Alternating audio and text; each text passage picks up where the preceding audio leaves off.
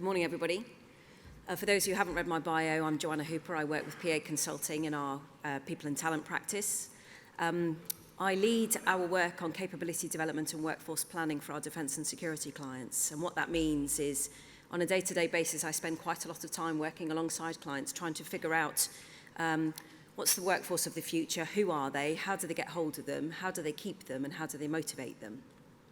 And that's what I'm going to talk to you about today. At PA, we've spent quite a lot of time thinking about the workforce and also the workplace of the future. And we strongly believe that the future of work is one that's going to be marked by a number of series of continuous and disruptive change, driven by a number of trends, which I'll talk about in a moment. We think there'll be big shifts in how businesses do things and what people do at work. The roles that exist today will need to change and adapt. And I don't know if anyone saw the recent article, I think it was a BBC article, which talked about the jobs that didn't exist 10 years ago. The transformation will question everything that we take for granted as an employer or employee. So things like having the right to work, developing a specialism, being an employee, forging a career, working in a team, managing people, being paid a salary, picking up a pension, commuting, the way we learn, our relationship with technology, our patience with orthodoxies and managerialism, our hunger for purpose, our scrutiny of those in charge, being a leader. All aspects of the employee life cycle and value proposition will be affected. And on the screen behind me are just a couple of examples of how that might look. The changes will affect both the available workforce that the Army would draw upon and the nature of the workplace that the future soldiers would work in. At PA, we've been having a think about these changes and what they might look like, and we've brigaded them into the three forces you see on the screen. But we take a slightly different approach at PA. We take both a dystopian and a utopian view of the effect these trends could have on the workplace and workforce of the future. This tin contains the cards that we use with clients, and on the back of each of the cards are some really interesting facts. For example, by 2033, it is anticipated that nearly 1 in 4 people in the UK will be over 65 years old. And we then start to invite clients to have considerations and questions about what that means for their talent pool and their talent management strategies. But what we try and do is think of the really great things as well as the really bad things that will happen. When we first engage with clients on this topic, there's a couple of phenomena we see. So we invite them to select those trends that they think will have the most profound impact on their future operating model. There's 12 in total. And the first thing we see in 9 out of 10 cases is AI or some other technology-focused trend appears, and we see that this trend works in isolation and broadly destroys our poor passive human. But in fact, there are more than one trend affecting us at any one time. The human is at the center of this world, and they're driving the world around them. So they're unlikely to suffer serious demise, and it's the compound effect of all these trends that is the output that we would recognize. And I'll give you an example. If we take the explosion of social media at the moment, we might think this is a recent phenomena. But the first means of kind of communicating socially with other people was introduced with the bulletin scheme in 1980. Bulletin board system. Then we saw things in the early noughties, such as Friendster, LinkedIn, MySpace, Friends Reunited. They're more like the social networks we recognize today. But even these didn't take on the mammoth proportions that we see them in society today. It took a couple of other trends to bring those to bear. One was the gain in technology that saw proliferation of handheld computers. So Apple launches its first iPhone in 2007, and 2010 saw the explosion of, I think it's called the fourth screen technology. But we also saw the global economic crisis in 2008, which mostly affected young people, and that had a profound impact as well. I've seen some of the DC papers on the role of AI and machines in future warfare, and I know there's been an awful lot of thinking about how humans might interact with and exploit the increased utility of machines and AI. But I'm not going to talk about the human-machine interface or even where on the spectrum of human augmentation we fail to be Homo sapien, although that is quite fascinating. What I'm really pleased to see in the DC paperwork is that there's still a role for humans in the future. Technology is all very well, but humans are just better at some stuff than machines. It's a bit like the drone that brought the microphone earlier. It almost got there, it almost satisfied our requirements, but didn't quite. We're the creative ones, we're the carers, we're the EQ holders, we're the problem solvers. Joint Concept Note 118 says the AI needs a human to guide it because computer algorithms are not good at understanding complex, unstructured data, so images, acoustics, so on. They're not good for doing non-deterministic analytics, so predicting human behavior. And there's some challenge as well about things requiring dexterous activity, so fine manipulation, although I think that's improving. Oxford University published a report last year detailing the 100 top jobs most likely to be replaced by robots. And some of those jobs were quite surprising, so farmers and legal secretaries. The good news for you is that management consultants only have a 7% chance of being replaced by robots. Any job with a predictive or analytic function can be replaced by robots. And then we take things like health and safety and our appetite for putting people in harm's way unnecessarily, and the removal of unnecessary risk. But of course, AI is more than just robots. Ultimately, you need humans because machines are not great at exercising nuanced judgment on the complex or ambiguous context that then moderate decisions. So if we assume that future warfare sees an enduring aspect of complexity that we've heard today, then the requirement for nuanced decision-making remains. Because machines are programmed or trained using established data sets relevant to a task or problem, encountering a new problem or something wildly divergent from established data sets tends to cause failure. The Oxford report also talks about robots interpreting real-time natural human emotion and providing an adequate response quite difficult. So I might be using old language, but in terms of counterinsurgency or war amongst the people, that feels that they will have less of a role there. So ordinarily, the debate about the rise of things like artificial intelligence often focuses on the capabilities of the technology rather than the capabilities and reactions of the people who will use it. So if we accept there's still a role for humans in the future, who are they? And I'm going to focus on the other two trends in order to answer this question, and this is the bit that for me is really fascinating.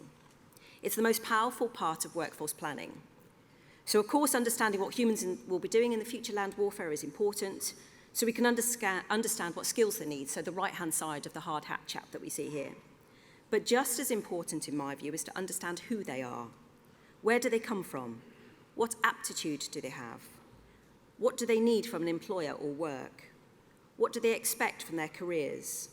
What keeps them awake at night? What are their ambitions? Without this understanding, our employee value propositions are likely to be flawed, and we will continue to struggle to recruit, retain, and motivate our future workforce, despite potentially the likely downward trends in numbers in the military. Skills do not walk around disembodied from people. They are people. And the more we understand the attitudes and needs of tomorrow's workforce, the more successful we will be at meeting headcount targets in the future. Whenever I do this speech and it comes to question time, the first question is normally presaged with a sort of, I don't buy your vision of the future, and that's cool. Predicting the future is quite hard, right? So I don't need you to buy what I say, but I do need you to kind of have a think about it. Everything I'm about to say is a rational and plausible projection of trends we're already seeing today. PA's research into this topic has also included input from things like RUSI, but also youth engagement organisations like Liberty and other bodies who have done their own predictive analysis of what the future might look like. With AI and robotics already taking on increasing volumes of routine physical and intellectual work, they both supplant and supplement the human. At one end of the scale, people's work may become more focused on the strategic and the creative. So this could lead to more job satisfaction. On the other end of the scale, we see a hollowed out bottom, with entry-level and graduates finding their work automated, so we've got a future skills gap when those nearer the top exit the organisation. Now, this is bad news for a younger generation already facing the rising inequality of the UK economy, and there's a card in here all about inequality.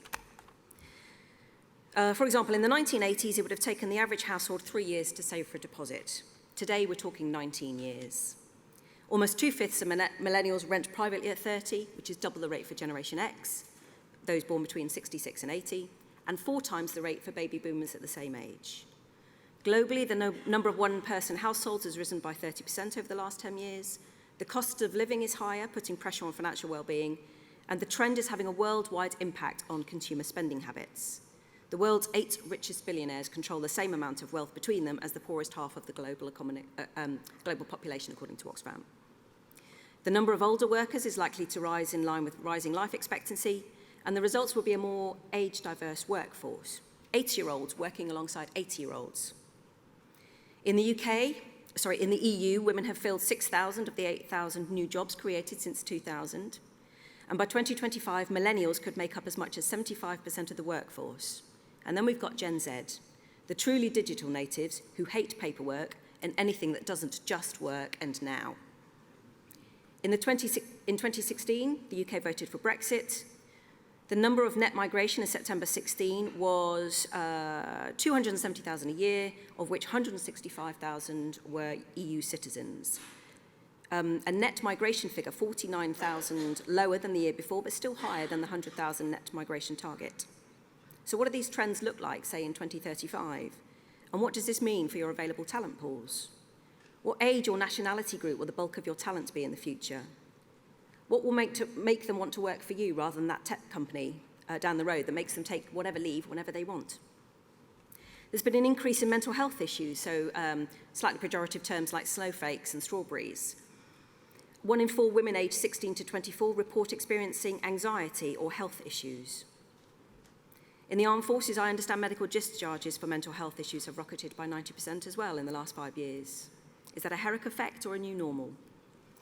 A future higher ratio of AI to human could result in more feelings of isolation and loneliness, and the erosion of teamwork as a force multiplier. Are jobs in the military less arduous or dangerous in the future, and therefore folk need to be less resilient? Or does the erosion of teams and teamwork make people even less resilient because of the social connections? What does this mean for the provision of mental health services, the well-being of soldiers, the role of line managers? How do you look after and deploy more mentally sensitive soldiers when your business is war? Research done by Liberty indicates that young people today seek from work stability, pay and purpose. Not exactly surprising, given the inequality stats I quoted there. But if they feel their homes, jobs and futures are uncertain, then they'll have a basic need for stability. We've already had clients report that young people aren't interested in pensions because they're struggling with today. And if any of you have seen the film Ready Player One, it's on point in terms of mindset for this generation. It's about a poor kid, no home, looking for purpose, stability and vast amounts of money from a virtual reality-based treasure hunt. To what extent does this deepen in 2035? What should be our response in terms of reward and recognition? Talent sharing might become the new normal. Organisations coming together to form talent pools. The gig economy takes off in a big way. Individuals having the upper hand in recruitment rather than employers, as individuals decide who they will work for, when they will work, and how they will work, with flexibility being key in their mind, both in terms of time and location. The rise of the portfolio career means there's no such thing as loyalty to an organisation anymore, no more certificates for 25 years service. So organisations need to make leaving the organisation as attractive as they did when they joined. The role of alumni increases in importance as organisations embrace the portfolio career rather than rebel against it. How good are we at recognising skills and capabilities gained in other jobs or sectors or careers? The role of hierarchy is already questioned in the minds of our younger generations, and there's no longer the same deference to rank alone. So what does that mean for hierarchical organisations? If you've got a brighter workforce, the responsibility on leadership to convince troops to undertake potentially dangerous or contentious courses of actions magnifies. A single decision maker is not the model of the future.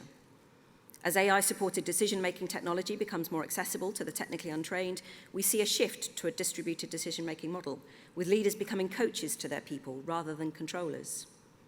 But how do we build trust so that leaders don't strive for control? Linear career paths, old-fashioned. Even now, leaders attribute their career success to stretch on-the-job experiences to help them grow as people. So companies that offer experience-based careers, where up is not the only way, will find themselves with a more loyal, engaged, as well as flexible workforce. The demand for skill changes to demand for qualities such as empathy, problem-solving, innovation, and networking. These are now the top of an employer's wish list. We want people with the right attitude and aptitude. To what extent are our recruitment practices embracing those aptitudes and attitudes requirements? With enhanced learning methods, we can teach Neo Kung Fu in a matter of moments, but can we teach him to be tenacious? Can we change our talent attraction and selection methods to be more aptitude and aptitude-based? Last year, we ran a summer school for one of our more sensitive clients, and the person who came top of the class was a beautician with no previous experience or qualifications in that which they excelled, and it was a girl. Traditional workforce planning methodologies invite us to determine what we want to do as an organisation and then go to market for the talent we think we need in order to satisfy that. But what if we go to the market for oranges and there's only apples in the market? It feels like it's time to take an outside-in view of sourcing our future talent.